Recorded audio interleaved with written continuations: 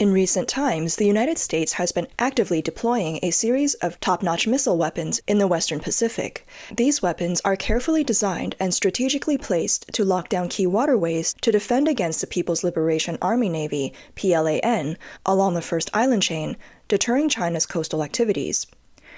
The first deployment was observed at a base in northern Luzon, Philippines, where the Tiffin medium-range firepower system was erected.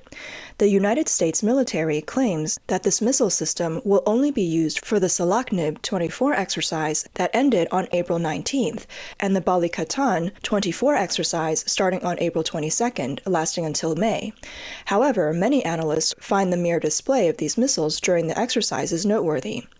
The weapons within the Tiffin system are not to be underestimated. Take, for example, the Tomahawk cruise missile, with a range of up to 2,500 kilometers, covering from Okinawa to the southernmost point of the South China Sea.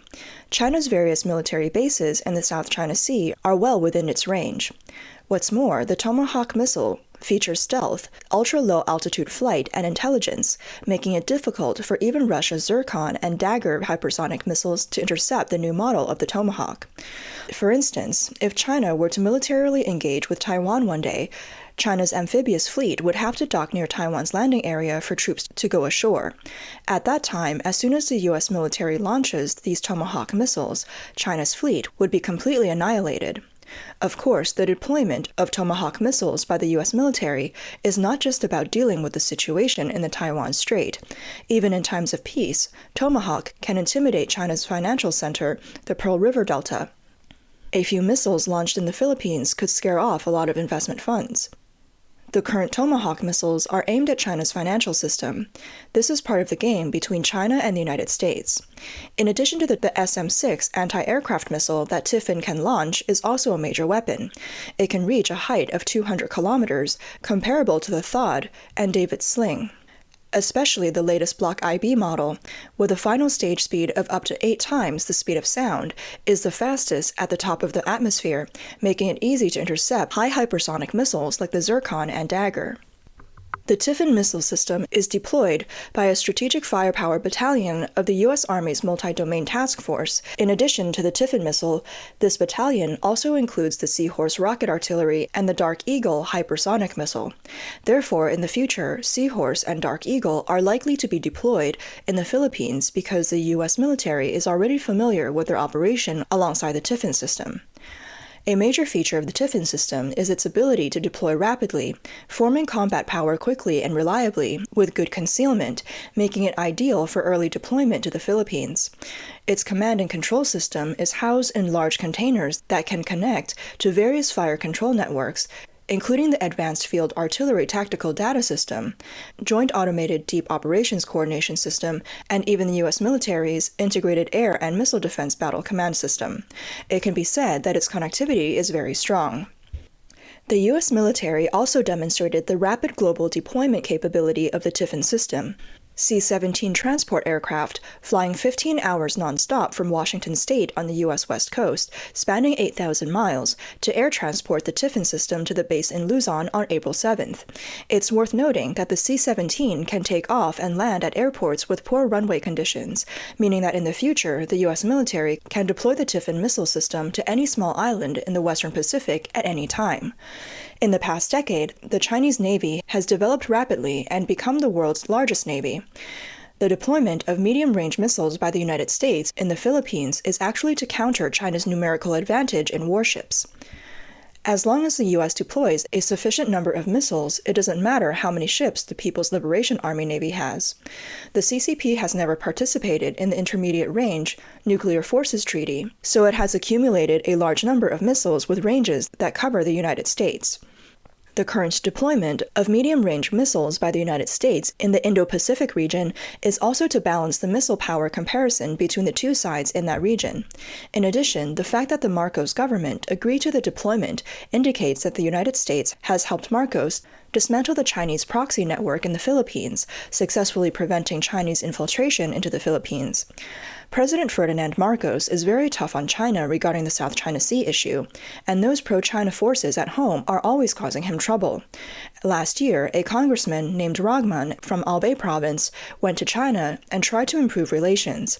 The governor of Cagayan province, Manba, was even more daring, openly inviting China to build ports and opposing the presence of U.S. troops.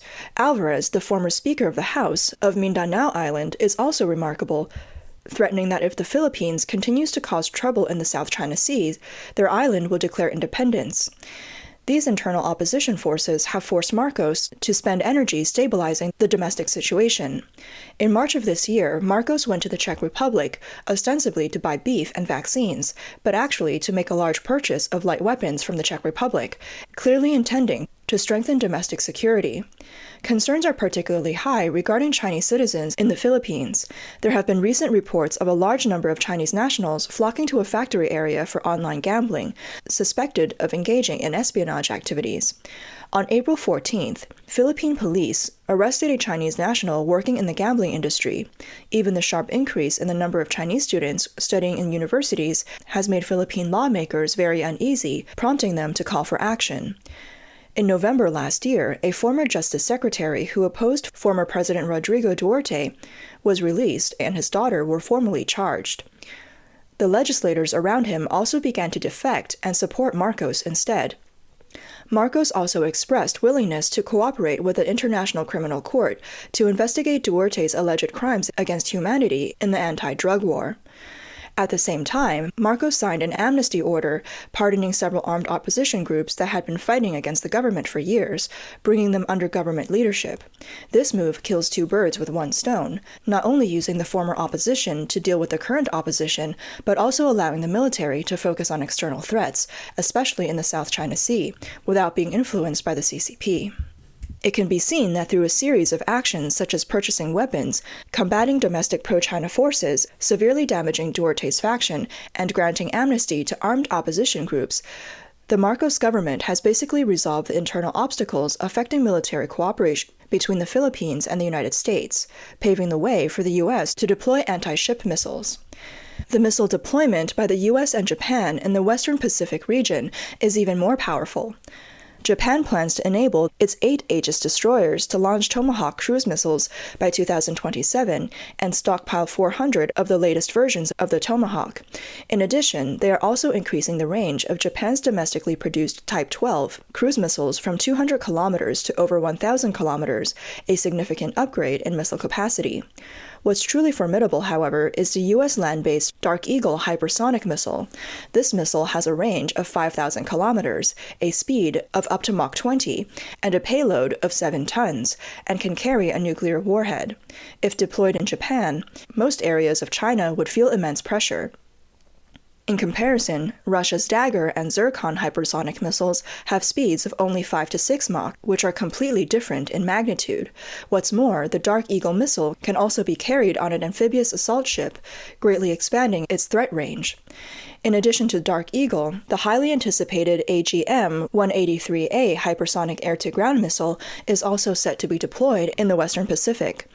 This missile has a range of 3,000 kilometers, a speed of Mach 20, and if launched from Guam, it covers the entire area of Taiwan. If launched from the Taiwan Strait, it can hit Beijing in 5 minutes. The key is that it can also intercept hypersonic targets at altitudes of 300 to 1,000 kilometers, specifically designed to counter high hypersonic missiles from China and Russia, and can also intercept Russia's intercontinental ballistic missile Vanguard. Once deployed, it will become the most powerful hypersonic missile globally.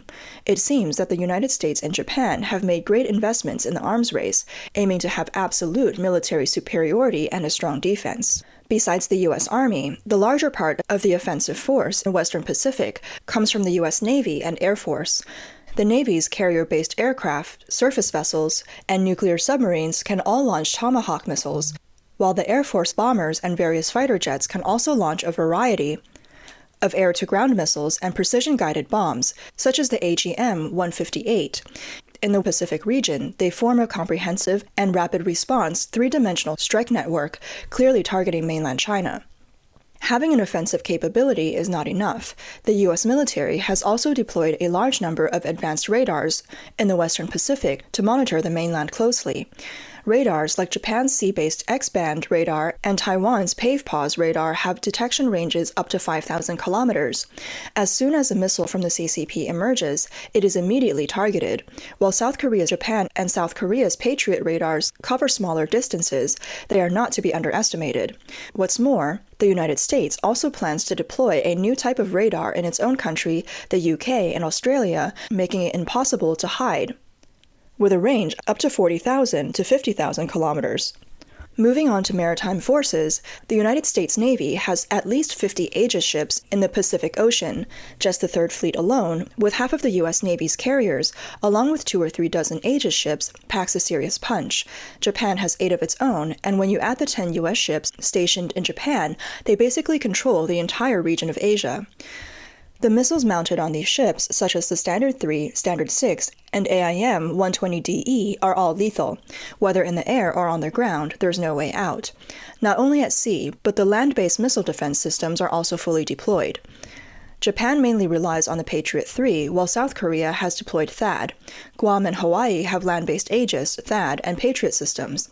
Not to mention Alaska, which is the key U.S. missile defense outpost, equipped with the same systems as Guam and Hawaii, but also specially equipped to deal with intercontinental missiles. The United States military is armed to the teeth in the Western Pacific, deterring and containing the CCP in all aspects. It wasn't like this historically. During the Cold War, the U.S. military focus was always on Europe. The leaders of the Soviet Union, Stalin, Khrushchev, and Brezhnev spared no effort to divert U.S. forces from Europe, leading to conflicts such as the Korean War and the Vietnam War. But the Americans didn't let the Soviet Union succeed until the end of the Cold War. Now the situation is different, with the CCP becoming the United States' biggest adversary. Indications include Obama's Asia-Pacific rebalance to Trump's upgrade to the Indo-Pacific strategy and Biden's first year in office withdrawing from Afghanistan. The strategic focus of the United States is to contain the CCP, with everything else being secondary. In the United States strategic priority ranking, the Indo-Pacific region must be at the top, with Russia relegated to second place and the Middle East even lower. The Biden administration has made it clear that it will not directly intervene in the conflict between Russia and Ukraine. However, they have also stated that if China dares to use force against Taiwan, or if there are casualties in the Philippines, the United States military will definitely intervene. The U.S. military focus remains firmly locked on the Indo-Pacific, and there's no escaping that. Even if Russia really clashes with NATO, the United States will at most be responsible for nuclear deterrence in Europe, while conventional combat will have to be handled by European allies themselves. The United States does not have the time to draw a large number of troops from the Indo-Pacific region. Moreover, considering the state of the Russian army on the Ukrainian battlefield, even if a nuclear war were to break out, the existing U.S. nuclear forces in Europe, such as the Agni missiles stationed in Germany, the nuclear forces of the UK and France, combined with sea-based and air-based nuclear weapons, are enough to crush Russia.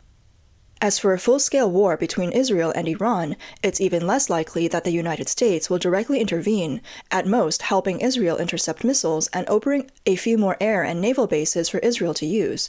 The Western military aid to the Ukrainian battlefield is about to arrive, and the conditions for a comprehensive Ukrainian counterattack are also ripe.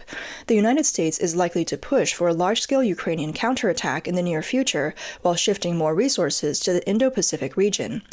From the tension in the Indo-Pacific region, it's clear that the United States is preparing to simultaneously deal with conflicts in the Indo-Pacific and Europe. Recently, the United States has been very active in the Indo-Pacific region, modifying the U.S.-Japan command system, transferring command of the Japanese self-defense forces to the United States Pacific Command, and preparing for Japan to join the AUKUS security alliance, providing Japan with a large number of Tomahawk missiles and deploying medium-range missiles in the Philippines. In order to coordinate with the U.S. military actions, NATO plans to take over the coordination mechanism previously led by the United States and established to support Ukraine. NATO plans to provide Ukraine with 10 billion euros in military aid over 5 years and authorize France to send a division of troops, about 20,000 soldiers, to participate in the war and command 2 additional multinational combat troops. This series of deployments is not only to advance the U.S. Indo-Pacific strategy after the Ukrainian counterattack, but also to prepare for the United States to simultaneously deal with conflicts in Europe and the Indo-Pacific. At the same time, the United States must guard against the possibility that the Republican Party may regain control of Congress after the midterm elections this year, or even that Trump may come back in 2024, all of which could affect the U.S. strategic layout.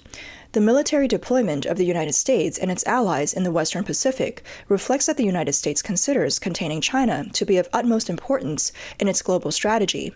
Against this backdrop, some countries in the region have also begun to respond and adjust according to their own interests. India is a prime example. Faced with rapidly changing regional dynamics, India has taken a series of countermeasures. On the one hand, Prime Minister Narendra Modi inspected tunnels in China-India border area, called for the speedy resolution of border disputes, and sought to gain more initiative in India-China relations. On the other hand, India delivered the first batch of BrahMos supersonic anti-ship missiles to the Philippines. The missile, which incorporates a considerable amount of Russian technology, is clearly not in line with China's interests in the South China Sea and is somewhat at odds with the traditional friendly relations between Russia and India. The Philippine military has ordered 3 sets of BrahMos anti-ship missiles which travel at 2.8 times the speed of sound and have a range of 290 kilometers. With these anti-ship missiles, the Philippine military now has the capability to launch supersonic heavy anti-ship missile attacks within a 290-kilometer range of ships and in the South China Sea. At the same time, with remote reconnaissance provided by the U.S. military, real-time communication, and command and control, precise targets from a remote distance can be achieved. Similar to the multiple missile attacks that occurred in the Crimean battlefield during the Russia-Ukraine conflict, U.S. aircraft detect and lock onto Russian targets, and Ukrainian forces launch missiles to attack. The U.S.-Philippines 2024 side-by-side combat exercise will begin next week. One of the important contents is the sinking of the Philippine Navy's Chinese-made supply ship Galileo Lake. It was originally a civilian oil tanker and was later used as a naval supply ship. The Philippine Coast Guard will also practice combat modes such as the so-called recapture of islands occupied by hostile forces. The U.S. military has also deployed Tomahawk cruise missiles and Standard 6 missiles on Luzon Island. Japan and South Korea are expected to follow suit. In particular, the deployment of medium-range missiles by the United States in the Ryukyu Islands, combined with the medium-range missiles in Luzon Island, creates a situation with one in the south and one in the north. The reaction from the CCP is quite tense.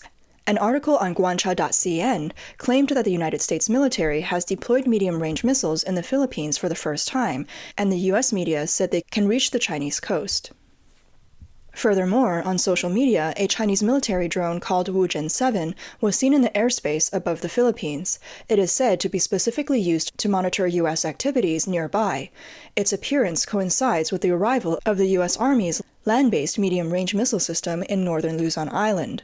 All these signs indicate that the CCP is in a difficult position. Although it still wants to fight back, it doesn't have much strength left to do so. Looking at the current situation and the show of force by the United States, if the CCP still wants to make trouble, it would be at a great disadvantage.